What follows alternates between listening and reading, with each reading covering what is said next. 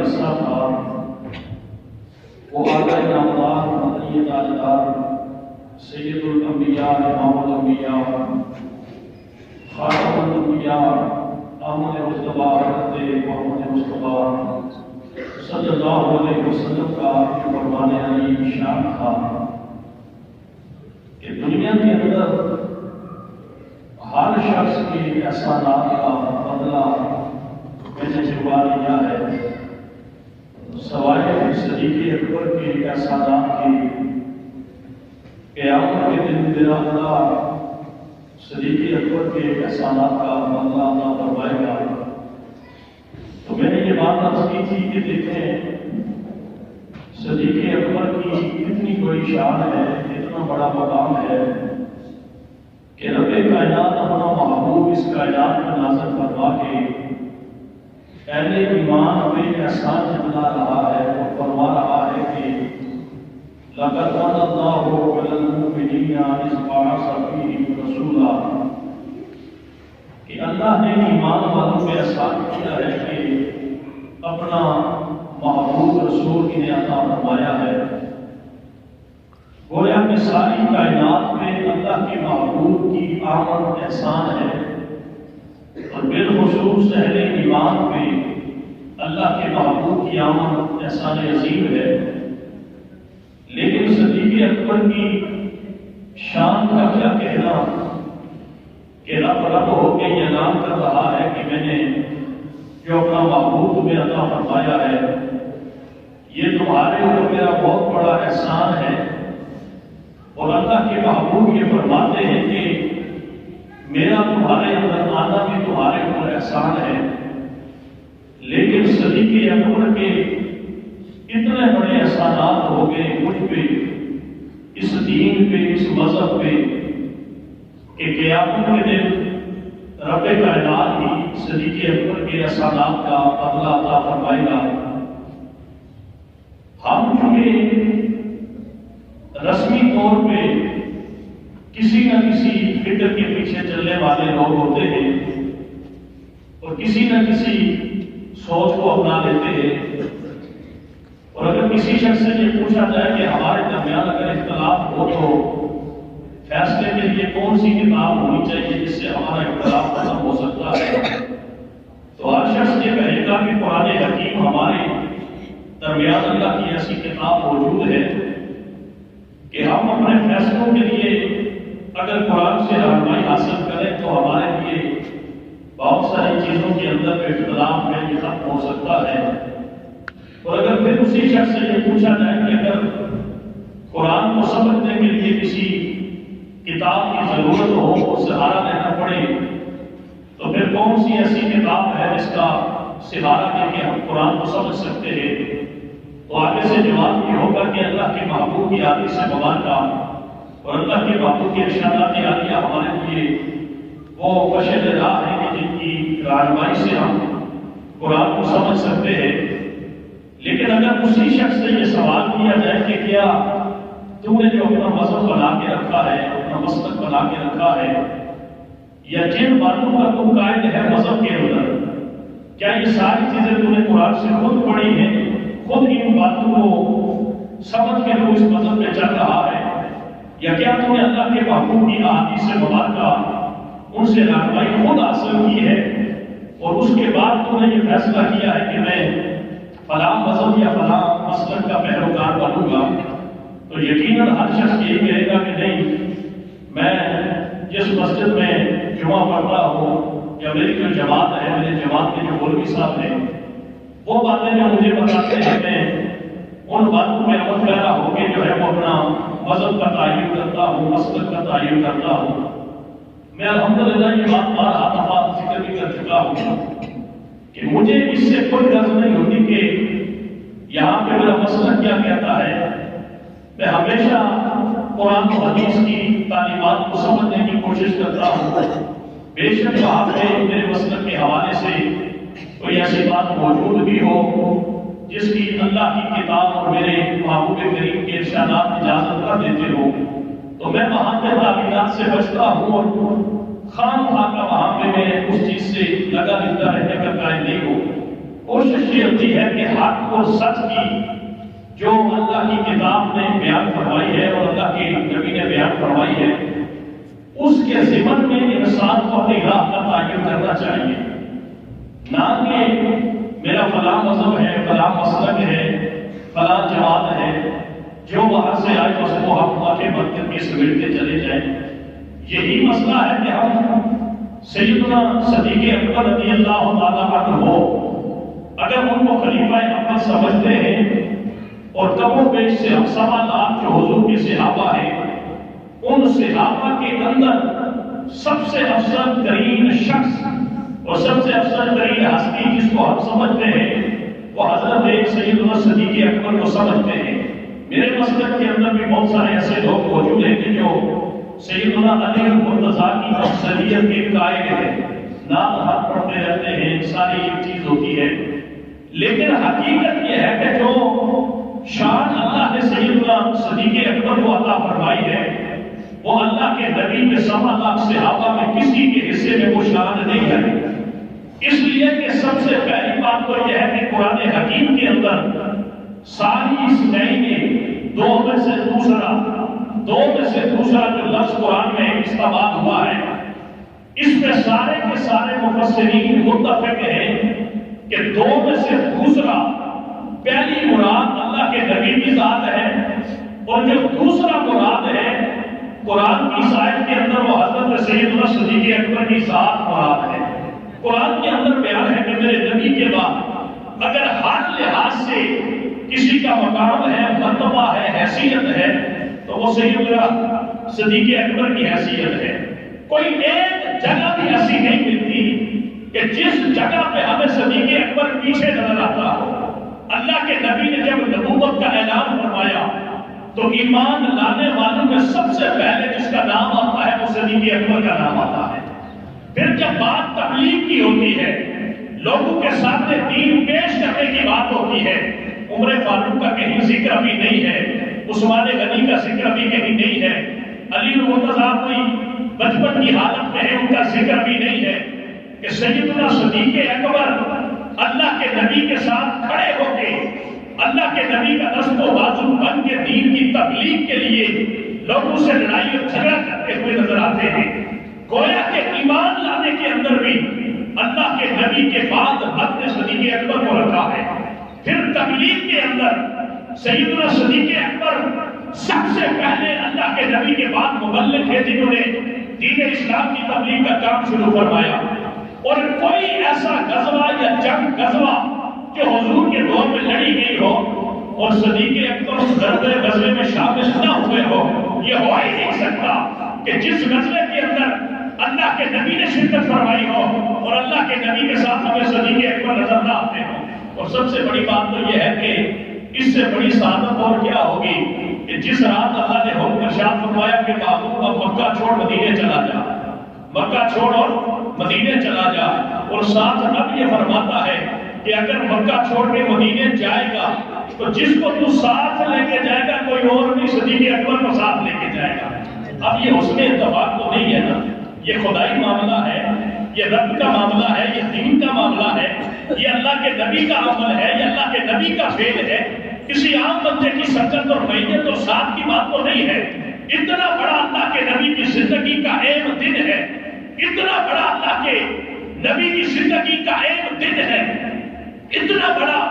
اللہ کے نبی کی زندگی کے اندر ایک اہم کام ہونے والا ہے کہ جس نے قیامت تک زندہ رہنا ہے تو اللہ کے نبی نے اس دن کے لیے رب کی اجازت سے جس صحابی کا انتخاب فرمایا وہ کوئی اور نہیں تھا، وہ سیدنا صدیق اکبر تھے جس کو اللہ کے نبی نے ساتھ رکھنے کا احسان فرمایا۔ اب اللہ کے نبی کے ساتھ اس سفر کے اندر جو ہے اللہ کے نبی کے ساتھ سیدنا صدیق اکبر چل رہے ہیں۔ اب یار سچی سی بات یہ ہے کہ اللہ کے نبی کو پتہ یہ چلتا ہے کہ سب سے زیادہ اعتبار جس صحابی پہ تھا وہ سیدنا صدیق اکبر پہ تھا، اس لیے کہ نعوذ باللہ ثم نعوذ باللہ حضور کی زندگی کے وہ سب سے اہم دن تھے جن دنوں کے اندر اللہ کے نبی نے ہجرت فرمائی، دشمن آپ کی طاقت میں ہے اور آپ کو ختم کرنے کے لیے کئی انعامات کا اعلان ہو چکا ہے کہ جو اللہ کے نبی کو شہید کرے گا، مکے میں ہجرت کر کے نکلے ہیں جو پکڑے گا، اتنا بڑا انعام دیا جائے گا۔ سارے کے سارے جنگجو اس حالت کے اندر اللہ کے نبی کی تلاش میں نکل پڑے ہیں۔ اگر اس حالت کے اندر اللہ کے نبی کا نعوذ باللہ وصال ہو جاتا یا اللہ کے نبی کا طبعی طور پہ اگر اللہ کے نبی کا اس 3 دن اور 3 راتوں کے اندر اللہ کے نبی کا وصال ہو جاتا تو پھر اللہ کے نبی نے اپنے وصال سے پہلے جس شخص کو وصیتیں کرنی تھی، جس شخص کو امت کا رہبر منتخب کرنا تھا، جس شخص کی گود میں اللہ کے نبی کی روح نے پرواز کرنی تھی، وہ پھر سیدنا صدیق اکبر ہی کو اللہ یہ سعادت عطا فرماتا۔ اس سے پتہ یہ چلا کہ ہم سفر کے اندر اس شخص کو جب انتہائی ایک سفر ہو، ہم اس شخص کو اپنے ساتھ رکھتے ہیں جو ہمارے نزدیک سب سے زیادہ قابل اعتبار ہوتا ہے، جسے ہم اپنے بعد ہر لحاظ سے مکمل سمجھتے ہیں۔ یہ نہیں کہ صحابہ کی زندگی کے اندر کوئی کمی ہے، یہ نہیں کہ صحابہ کی زندگی کے اندر کہیں کوئی کمزوری پائی جاتی ہے۔ ہر صحابی اپنی جگہ پہ مقام کا مالک ہے، ہر صحابی اپنی جگہ پہ شان کا مالک ہے، ہر صحابی اپنی جگہ پہ عظمتوں کا مالک ہے، لیکن جب بات سیدنا صدیق اکبر کی آتی ہے تو سارے صحابہ کیا اپنا معاملہ ایک طرف ہے، سارے صدیق اکبر ایک طرف ہے۔ اسی لیے تو سیدہ عائشہ صدیقہ رضی اللہ تعالیٰ عنہ فرماتی ہے کہ میں اللہ کے نبی کا سر میری گود میں تھا، رات کے وقت آسمان پہ ستارے چمک رہے تھے، تو میں نے اللہ کے نبی کی بات ابھی عرض کی کہ یا رسول اللہ آپ بتائیے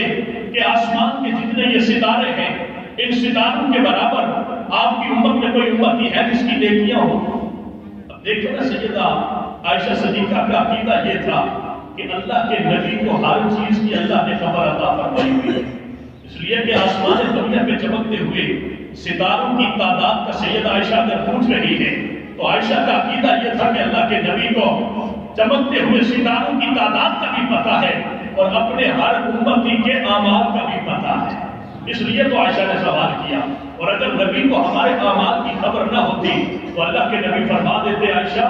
آسمان پہ چمکتے ہوئے ستارے تو مجھے دکھائی دے رہے ہیں، لیکن ہر امتی کی نیکیوں کا مجھے علم کیسے ہوگا؟ میں مجھے بتاؤں گے نیکیوں کے اندر آسمان کے ستاروں کے برابر میرے امتی کے کون سے امتی کی نیکیاں ہیں؟ اللہ کے نبی نے یہ نہیں فرمایا۔ اللہ کے نبی نے سیدہ عائشہ صدیقہ کا یہ سوال سننے کے بعد اللہ کے نبی نے آسمان کی طرف نگاہ اٹھا کے دیکھی اور کہا ہاں عائشہ، آسمان دنیا پہ جتنے ستارے چمک رہے ہیں ان ستاروں کے برابر میرے عمر کی نیکیاں ہیں۔ عائشہ کے چونکہ باپ سے سیدنا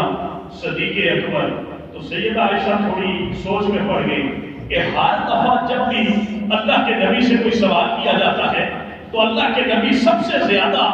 شان صدیق اکبر کی بیان فرماتے ہیں۔ آج میں نے جب یہ پوچھا تو اللہ کے نبی نے عمر فاروق کا ذکر فرمایا، سیدنا صدیق اکبر کا ذکر نہیں فرمایا۔ اللہ کے نبی نے سیدہ عائشہ صدیقہ رضی اللہ تعالیٰ عنہ کے دل کے معاملے کو جانتے ہوئے فرمایا کہ عائشہ تو سوچ رہی ہے کہ میری امت کے اندر عمر کی اتنی بڑی نیکیاں ہیں تو تیرے ابے کا میں نے ذکر نہیں فرمایا، اپنے یار کا ذکر نہیں فرمایا۔ سن عمر کی ساری زندگی کی نیکیاں ایک طرف ہے، صدیق اکبر نے جو رات کے اندر میرے ساتھ ایک رات گزاری تھی، صدیق اکبر کی اس ایک رات کی نیکیاں ایک طرف ہے۔ اب یہاں بھی صدیق اکبر بازی نہیں ہے، کہا کہ عائشہ عمر کی ساری زندگی کی نیکیاں ایک طرف ہے اور صدیق اکبر نے میرے ساتھ جو رات کے اندر رات گزاری ہے، سفر ہجرت کی رات جو گزاری ہے، سیدنا صدیق اکبر کی وہ ایک رات کی نیکیاں ایک طرف ہے اور باقی سارے صحابہ کی نیکیاں ایک طرف ہے۔ یہاں بھی سیدنا صدیق اکبر آگے چلیں گے۔ اب خود آپ امام سے فیصلہ فرمائیں کہ اللہ کے نبی ہجرت فرما کے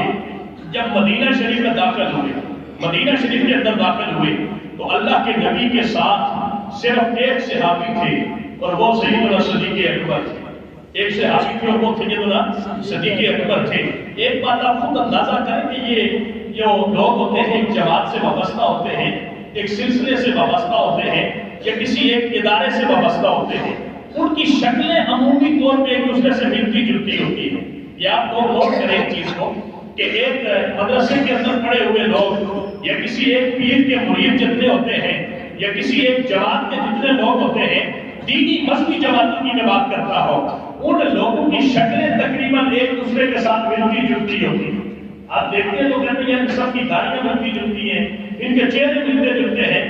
یہ اللہ کا وہ رنگ ہے جو اللہ روحانیت کے زمرے کے اندر جب انسانوں کے دل میں لاتا ہے تو رب کائنات اس دل پہ چمکتے ہوئے نور کے آثار کو ان کے چہروں پہ بھی ظاہر فرما دیتا ہے۔ تو روایات میں یہ آتا ہے کہ سیدنا صدیق اکبر وہ واحد صحابی ہے کہ جس کو اللہ کے نبی نے اتنی خیرات عطا فرمائی، اتنی خیرات عطا فرمائی کہ کسی اور صحابی کے حصے میں اتنی خیرات نہیں ہے۔ یار بات تو سچی ہے، میرا نبی جب بیٹھتا تھا تو اللہ کے نبی کے سامنے صحابہ کا جرمٹ ہوتا تھا، صحابہ نبی کے چہرے کو دیکھا کرتے تھے۔ میں کہتا ہوں وہ 3 راتیں اور 3 دن جو رات کے اندر اللہ کے نبی نے گزارے ہیں، سوائے صدیق اکبر کے دوسری کوئی آنکھ تھی نہیں جو نبی کے چہرے کی زیارت کر رہی تھی۔ 3 دن اور 3 راتیں اللہ کے نبی کی زندگی کا ایک لمحے کا دیدار جسے نصیب ہو گیا وہ ساری کائنات کے لوگوں میں افضل ہو جاتا ہے، اس لیے کہ درجہ صحابیت میں چلا جاتا ہے۔ اے نادان، صدیق اکبر کی شان کو تو کیسے بیان کرے گا کہ جس نے 3 دن اور 3 راتیں اللہ کے نبی کی خدمت بھی کی اور اللہ کے نبی کے قرب میں بھی رہا اور بلا شک کے بغیر اللہ کے نبی کے چہرے کی زیارت بھی کرتا رہا اور روایات میں یہ آتا ہے کہ وہ 3 دن اور 3 راتیں اللہ کے نبی نے صدیق اکبر پہ اتنا کرم فرمایا کہ پھر صدیق کے اپنا ظاہری رنگ پہ چڑھا دیا، دیکھنے والا پہچان نہیں سکتا تھا کہ ان اللہ کا نبی کون ہے اور صدیق اکبر کون ہے، رنگ بھی چڑھا دیا۔ اسی لیے اللہ کے نبی یہ کتابیں اٹھا کے دیکھیے، جب ہجرت کر کے اللہ کے نبی مدینہ شریف میں داخل ہوئے، صدیق اکبر دوڑ کے آگے بڑھے اور اپنی چادر جو اپنے امامہ شریف باندھا ہوا تھا وہ اتاری اور اللہ کے نبی کے اوپر اس طرح چادر تان کے چلنا شروع ہو گئے۔ اللہ کے نبی نے دیکھا کہ صدیق یہ معاملہ کیا ہے، اس لیے کہ اللہ کے نبی کی تو شان یہ تھی کہ وہ جب چلتے اور دھوپ کے اندر اللہ بازو کا سایہ فرما دیتا تھا۔ اللہ کے نبی نے جب دیکھا کہ صدیق اکبر جو ہے وہ چادر تان کے میرے ساتھ چلنا شروع ہو گیا تو اللہ کے نبی نے فرمایا صدیق یہ کیا کر رہا ہے؟ کہا یا رسول اللہ ہم 2 ہی ہیں، یہ لوگ اجنبی ہیں، اس لیے کہ اس سے پہلے انہوں نے آپ کو دیکھا نہیں ہے، بہت کم لوگ ہیں جنہوں نے آپ کی زیارت فرمائی ہے، اس لیے کہ آپ مکے سے ہجرت کر کے آج پہلی دفعہ مدینے کے اندر آ رہے ہیں، لوگوں کو پہچاننے میں مشکل ہو رہی ہے کہ ان میں غلام کون ہے اور آقا کون ہے۔ اے اللہ کے نبی میں چادر تان کے اس لیے چل رہا ہوں مدینے والوں کو پتہ چل جائے کہ جو آگے چل رہا ہے یہ آقا ہے، جو چادر تان کے چل رہا ہے یہ غلام چل رہا ہے، یہ غلام چل رہا ہے۔ میرے بھائی یہ بتا صدیق اکبر سے تو اختلاف کرتا ہے، صدیق اکبر کے بارے میں تیری سوچ کیسی ہے؟ اور اللہ کے نبی نے صدیق اکبر کو شان کیسی عطا فرمائی، کیسی شان عطا فرمائی ہے؟ کوئی جگہ ایسی نہیں ہے جہاں پہ پہلے ذکر اللہ کے نبی کا آتا ہے اور پھر ذکر صدیق اکبر کا آتا ہے۔ اور اگر میں یہ بات کہوں تو اس میں کوئی کوتاہی نہیں ہوگی کہ کون سی جگہ ایسی ہے جس جگہ پہ پہلے قدم اللہ کے نبی کا آتا ہے پھر صدیق اکبر کا قدم آتا ہے، صدیق اکبر کا قدم آتا ہے۔ اللہ کے نبی نے ہجرت کی رات بھی صدیق اکبر کو اس لیے ساتھ رکھا کہ دنیا والوں اگر اللہ کے نبی کی تلاش کرنی ہے تو صدیق اکبر کے قدموں کی تلاش میں لگ جاؤ، جہاں صدیق کے قدم کی انتہا ہوگی وہاں سے اللہ کے نبی کی ابتدا کا پتہ چلتا ہے۔ یہ تو تلاش کرنے والے بھی آئے جو اللہ کے نبی کو تلاش کرنے اور آپ کو پکڑنے کے لیے آئے تھے، وہ بھی دیکھ رہے تھے، ہر جگہ کہتے تھے یہ قدم صدیق کے ہیں، یہ قدم اللہ کے نبی کے ہیں، یہ قدم صدیق کے ہیں، یہ قدم اللہ کے نبی کے ہیں۔ لیکن غار ثور کے جب اس جگہ پہ آدمی ہٹا کٹا بندہ جائے تو وہاں اوپر نہیں جا سکتا۔ صدیق اکبر کی محبت کا عالم دیکھیے، جب غار پہ جانے کے لیے چڑھائی شروع ہوئی صدیق اکبر نے عرض کی یا رسول اللہ یہ بار نبوت ہے، اسے اٹھانا بڑا مشکل کام ہے، پہاڑوں نے بھی انکار کر دیا تھا، لیکن آپ کے غلام کے دل میں آپ کی محبت اتنی ہے کہ آپ میرے کندھوں پہ سوار ہو جائیے، میں سارا سفر آپ کو کندھوں پہ سوار کر دوں۔ کھوجی وہاں تک گئے، انہوں نے دیکھا یہاں تک تو 2 ہے، آگے آگے 1 ہو گیا، پھر محبت والوں نے کہا کہ لوگوں صدیق اکبر کی محبت نے گوارا نہ کیا ہوگا کہ یہاں سے میرا نبی یہ چڑھائی چڑھ کے اوپر جائے، یقیناً یہاں پہ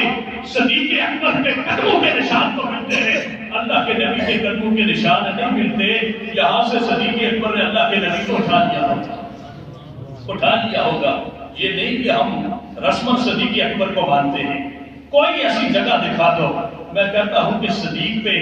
میرے نبی کا اتنا بڑا احسان ہے، اور رب نے یہ فرمایا تھا نا کہ معبود تیرے بعد جو دوسرا ہے وہ صدیق ہے، تو اللہ نے یہ بھی گوارا نہیں فرمایا کہ قبر میرے مصطفیٰ کی ہو اور میرے مصطفیٰ کی قبر کے بعد دوسری قبر کسی اور کی بن جائے۔ اللہ نے یہ گوارا نہیں کیا کہ میری قرآن کی جو آیت ہے اس آیت کی تفسیر میں کہیں پہ کوئی شبہ پیدا ہو جائے، ادھر مزار اللہ کے نبی کا بنتا ہے، دوسرا مانا صدیق اکبر کا بنتا ہے۔ اس سے بڑی اللہ کے نبی صدیق اکبر کو کیا شان عطا فرماتے، اس لیے اللہ کے نبی نے فرمایا تھا کہ ہر شخص کے احسان کا بدلہ میں نے چکا دیا ہے، سوائے صدیق اکبر کے احسانات کے بدلے کو اللہ قیامت کے دن اس کا بدلہ چکائے گا۔ ایک تو وہ تصویر ہے جو ہمیں دکھائی دیتی ہے، لیکن آپ سے میں عرض کرتا چلا دوں کہ اللہ کے نبی کا جب وصال ہوا تو وہاں مدینے کے ماحول کے اندر یہود و نصارہ تھے، یہودی بڑے بڑے جو ہے وہ بڑے بڑے قبیلے وہاں پہ آباد تھے مدینے کے اندر، جن سے جنگیں بھی ہوئی مسلمانوں کی۔ انہوں نے کہا کہ اللہ کے نبی کا وصال ہو گیا، اپنی سازشوں کو تیز کر دیا کہ منتشر کر دو مسلمانوں کو۔ پہلی سازش مدینے کے گرد و نواح سے یہ آئی کہ ہم زکوٰۃ نہیں دیں گے، انکار کر دیا زکوٰۃ کا، زکوٰۃ نہیں دیں گے۔ حضرت سیدنا صدیق اکبر اٹھ کے کھڑے ہوئے اور صدیق اکبر نے کہا کہ سنو،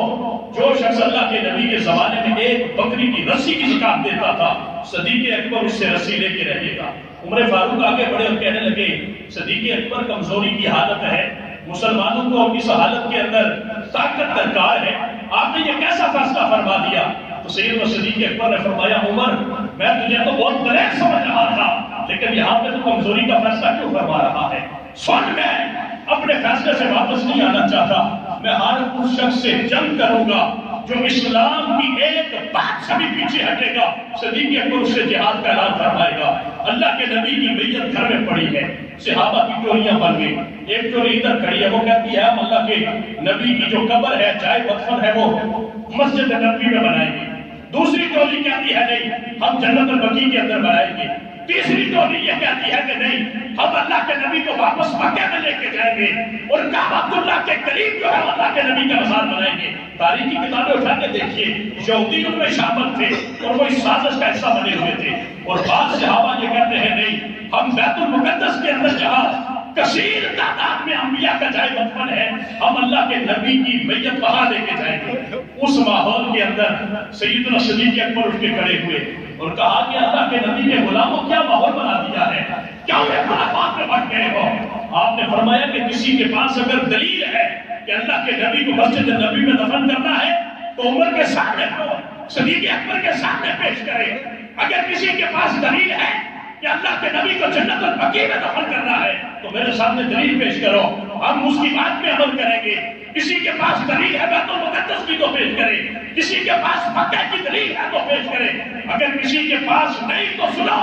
میں نے اللہ کے نبی کی زبان مبارک سے یہ سنا تھا کہ نبی جہاں پہ نبی کا وصال ہوتا ہے وہیں پہ نبی کا جائے مدفن ہوتا ہے۔ صدیق کا فیصلہ یہ ہے کہ چونکہ وصال اللہ کے نبی کا حجرہ عائشہ میں ہوا ہے، نبی کی قبر بھی حجرہ عائشہ میں بنائی ہے۔ سارے صحابہ خاموش، یہودی خاموش، پھر اللہ کے نبی کے صحابی سیدنا صدیق اکبر کی بارگاہ میں عمر کھڑے ہیں، علی کھڑے ہیں، عثمان کھڑے ہیں، زبیر کھڑے ہیں، حضرت ابن عباس کھڑے ہیں، اور کہتے ہیں صدیق اکبر، اللہ کے نبی نے جو لشکر روانہ فرمایا تھا ملک شام، اسامہ کو دیکھے وہ اپنی ذی خشب کے مقام پہ پہنچا ہے، اس لشکر کو واپس بلا لو، اس لیے کہ مدینے کے اندر دیکھیں سازشیں اٹھ پڑی ہوئی ہیں، لوگوں نے زکوٰۃ دینے سے انکار کر دیا ہے۔ صدیق اکبر اٹھ کے کھڑے ہوئے، صدیق اکبر نے فرمایا کہ سنو، اگر صدیق کو یہ یقین ہو جائے کہ مدینے کے اندر میرے سوا کوئی زندہ نہیں بچے گا اور مجھے درندے چیر پھاڑ کے کھائیں گے، میں تب بھی رب کائنات کی عزت کی قسم کر کے کہتا ہوں کہ جس لشکر کو میرے نبی نے روانہ فرما دیا ہے، صدیق اس کو واپسی کا حکم کبھی بھی نہیں دے گا، کبھی بھی نہیں دے گا۔ یہ احسانات ہے سیدنا صدیق اکبر کی سنت کے اوپر کہ ڈولتی ہوئی ناؤ کو ہم کنارے دریا کر دیا، اور صدیق اکبر کو میرے نبی نے ویسے اپنی زندگی میں مسلح امامت عطا کر کے نمازیں نہیں پڑھوائی تھی، ساری امت کو یہ بتانا تھا کہ لوگوں اگر میرے بعد میری مسلک کا حقدار کوئی ہے تو وہ یہ صدیق اکبر کی ذات مبارک ہے۔ اللہ کے نبی نے کیا فرمایا کہ اگر مجھے یقین ہو جائے، اگر مجھے یقین ہو جائے کہ مدینے میں میرے سوا کوئی باقی نہیں بچے گا، میں پھر بھی جس لشکر اسلام کو روانہ کر دیا گیا ہے اسے واپسی کا میں حکم نہیں دوں گا۔ میں یہاں پہ بات کرتا چلا جاؤں کیونکہ بات کریں تو بات ہو جاتی ہے سیاسی، لوگ پھر اپنے ذہن کے مطابق سوچنا شروع کر دیتے ہیں۔ الحمدللہ ہم مسلمان ہیں، یہ ملک پاکستان ہمیں ویسے کوئی خیرات کے طور پہ نہیں ملا ہوا، یہ اللہ تعالیٰ کی نعمت ہے۔ اور میں یہ کہا کرتا ہوں کہ جس طرح اللہ نے فرمایا اِنَّا أَنزَلْنَاهُ فِي لَيْلَةِ الْقَدْرِ، جس طرح اللہ نے لیلۃ القدر کی رات قرآن نازل فرمایا ہے، اسی طرح 27ویں شب کو اللہ نے پاکستان بھی نازل فرمایا ہے۔ اور آپ یہ نعمت اللہ شاہ ولی 850 سال پہلے ان کی کتاب اٹھا کے دیکھیں، انہوں نے یہ ساری باتیں اس کتاب میں تحریر فرمائی ہے۔ یہ جو غزوہ ہند ہے، یہ جو ساری باتیں ہیں، اس پہ میں گفتگو کروں گا کہ انشاءاللہ آپ نے یہ ساری باتیں اس میں بیان فرمائی ہے۔ اور آپ نے 850 سال پہلے یہ ساری کی ساری جو ہماری 71 کی جنگ ہوئی ہے، 65 کی جنگ ہوئی ہے، اس کے علاوہ جو 1857 کی جنگ آزادی ہوئی ہے، انگریز جو یہاں سے گیا ہے، یہ ساری کی ساری باتیں آپ نے اپنی کتاب کے اندر لکھی ہے۔ اور میں ایک اور بات کرتا چلا جاؤں کہ ہالینڈ کے اندر نیشنل لائبریری کے اندر ہاتھ سے لکھا ہوا کلمی نسخہ آج بھی وہاں پہ موجود ہے، جس کے اندر امام بری سرکار کا یہ قول موجود ہے۔ آج سے 300 سال پہلے اس سرزمین پہ بیٹھ کے امام بری سرکار نے یہ کہا تھا کہ یہ وہ جگہ ہے جہاں اللہ اسلام کا قلعہ بنائے گا، اور اس جگہ سے اللہ اسلام کو غلبہ عطا فرمائے گا۔ یہ کتابوں میں لکھی ہوئی ہالینڈ کی لائبریری کے اندر یہ بات موجود ہے۔ آپ کے قریب کی بات کرتا چلا جاؤں، ایک شخص کو عبداللہ محبوب اس کا نام ہے، اور H8 قبرستان میں قدرت اللہ شہاب کی قبر کے پاس اس کی قبر ہے۔ 160 سال کی زندگی پائی، اور 160 سالہ زندگی کے اندر اس نے 1857 کی جنگ آزادی بھی دیکھی۔ اس شخص کی قبر کے اوپر جو کتبہ لکھا ہے اس میں یہ پوری تحریر موجود ہے۔ وہ کہتا ہے میں 1857 کی جنگ آزادی میں شامل ہوا، یہ سوچ کے کہ جو نعمت اللہ شاہ ولی نے اپنی کتاب کے اندر ایک جنگ کا ذکر کیا ہے، شاید یہ جنگ وہی ہو۔ وہ کہتا ہے میں اس وقت جوان تھا، ایک بزرگ آئے کہنے لگے تو غلط فہمی نہیں ہے، وہ جنگ نہیں ہے، وہ جنگ 90 سال کے بعد ہوگی۔ وہ کہتے ہیں میں پھر انتظار کرتا رہا، اللہ نے زندگی عطا فرمائی، اور 1947 کے اندر جب یہ پارٹیشن ہوئی، پاک و ہند الگ الگ ہوئے، وہ کہتا ہے اس غزوے کے اندر پھر شامل ہوا، اور نعمت اللہ ولی شاہ ولی کی وہ پیشن گوئی جو تھی، میں نے اس کو اپنی آنکھوں سے ہوتا ہوا دیکھا، اور وہ شخص اپنی قبر کے اوپر یہ تحریر چھوڑ کے چلا گیا تھا کہ لوگوں اللہ کے اس ولی کی جتنی بھی پیشن گوئیاں تھی، میں نے ایک ایک پیشن گوئی اپنی آنکھوں کے سامنے دیکھی۔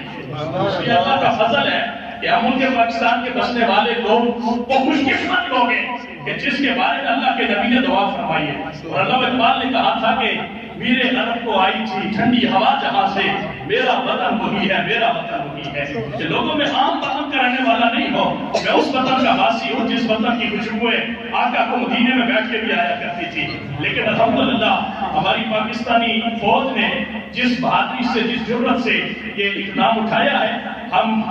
اللہ اور اللہ کے رسول کی تائید سے انہیں ہدیہ تبریک بھی پیش کرتے ہیں۔ ہمارا سر جو ہے وہ فرض سے بلند ہے، لیکن کل جو ہمارے پرائم منسٹر صاحب نے بڑا جذباتی سا فیصلہ کیا کہ ہم جناب ان کے پائلٹ کو رہا کر رہے ہیں، یہ شاید کوئی اسٹریٹجی ان کی ہوگی، کوئی تھنک ٹینک بیٹھا ہوگا جس نے یہ فیصلہ کیا ہوگا۔ بس اب دعا یہ کریں کہ کہیں ہمارا وزیر اعظم جذبات میں آپ کو سے خود ڈرائیو کر کے چھوڑنے نہ چلا جائے۔ کل سے ہماری قوم کے جو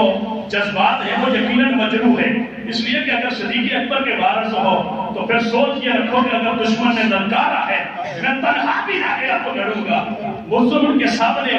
کمزوری دکھانا، دشمن کے سامنے جب دشمن سامنے آ جائے، اللہ کے نبی نے فرمایا پہلے جنگ میں داخل نہ ہو، لیکن اگر تمہیں دشمن اسلام کے نام پہ للکار کے سامنے آ جائے تو پھر ثابت قدم رہو، پیچھے ہٹنے کا مت سوچو۔ اگر زندہ رہے تو تم غازی بن جاؤ گے، اور اگر تمہیں موت آ گئی تو رب تمہیں شہیدوں کا درجہ عطا فرما دے گا۔ یہ ہمارے لیے پریشانی کا باعث ہے جو ہماری حکومت کا اعلان ہے، لیکن اس میں شاید انہوں نے بہتر سمجھا ہو، لیکن پھر بھی ہم یہ دعا کرتے ہیں کہ اللہ ہمارے اس ملک کو استحکام نصیب فرمائے۔ عالم اسلام کے اندر جہاں بھی یہ جو غزوہ ہند نا اکثر لوگ کہتے ہیں غزوہ ہند شروع ہو گیا، یہ غزوہ ہند شروع نہیں ہوا، غزوہ ہند کی تیاری ہو رہی ہے۔ یمن والوں کو مار پڑے گی، شام والوں کو مار پڑے گی، افغانستان والوں کو مار پڑے گی، ایران والوں کو مار پڑے گی، پاکستان والوں کو مار پڑے گی، سعودیہ والوں کو مار پڑے گی۔ جب ایک ایک کر کے مسلمان ملکوں کو ستایا جائے گا، مارا جائے گا، پھر مسلمانوں کے اندر جب غیرت اسلامی بیدار ہوگی،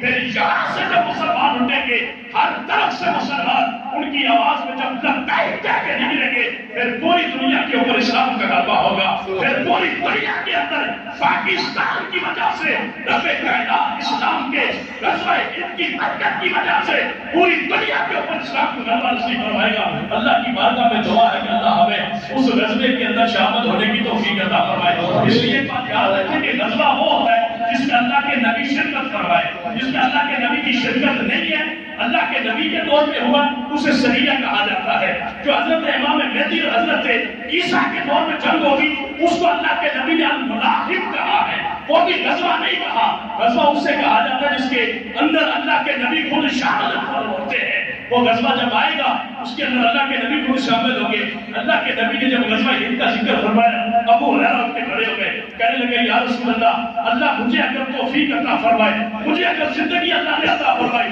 میں اپنا مال بھی قربان کر دوں گا، میں اپنا سب کچھ لٹا کے اس غزوے میں شامل ہوگا۔ اور جب عیسیٰ سے ملاقات ہوگی تو میں عیسیٰ کو یہ بتاؤں گا کہ میں اللہ کے نبی کے ساتھ بھی رہا کرتا تھا۔ اللہ کے نبی نے مسکرا کے کہا کہ یہ تیرے لیے مشکل ہے، شاید وہ غزوہ تجھے زندگی میں نصیب نہ ہو، اس لیے ہم تو دعائیں مانگتے ہیں ایسی چیزوں کی جو ہمیں اللہ زندگی میں نصیب فرما دے۔ بارے دیکھے جو ہے ایک اور بات ہے، یہاں پچھلے جمعے میں نے اعلان بھی کیا تھا، یہاں پہ الحمدللہ ہفتے والے دن ایک بہت اچھا میڈیکل کیمپ جو ہے وہ یہاں پہ لگایا گیا۔ کافی تعداد میں لوگوں نے یہاں پہ شرکت کی، کافی سارے ٹیسٹ جو ہے وہ فری تھے۔ میں حسین فری ہاسپٹل کے زیر انتظام قبلہ مخلوق ملت قبلہ پیر صاحب کا شکریہ ادا کرتا ہوں کہ انہوں نے اپنی ذاتی کاوش سے فری جو ہے وہ کیمپ لگایا گیا تھا۔ کافی سارے اس میں ایسے جو ہے وہ لوگوں کے لیے ٹیسٹ تھے